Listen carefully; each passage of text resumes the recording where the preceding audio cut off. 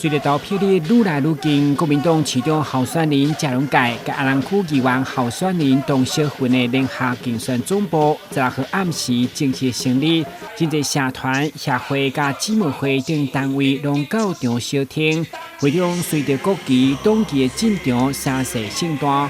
包括国民党高雄市长候选人郭志温，甲前国民党主席江启臣，拢专工到场徛台。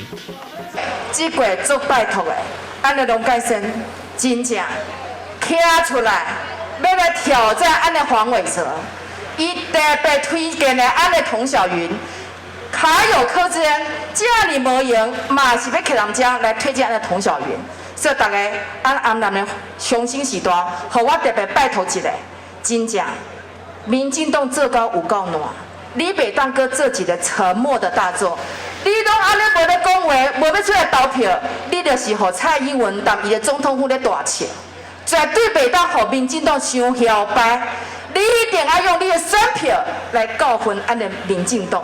台南绝对会因为政党的轮替，带来咱台南市更加好的未来，好不好？所以拜托大家11月以来，谢龙介，让他能够真正用4年。来翻转台南。虽然天气热热，不过选情真冷，所以市长候选人谢龙介发挥母鸡带小鸡的精神，亲自议员候选人董小云挂彩带，用正旗来鼓舞拼声势。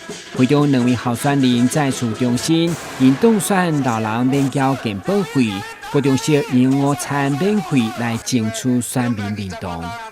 65岁健保费唔免缴，由政府来支出，这点一定会来做。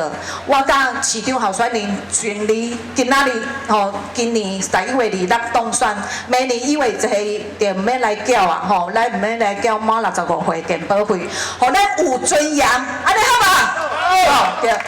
老人健保免烦恼，营养午餐愈食愈好。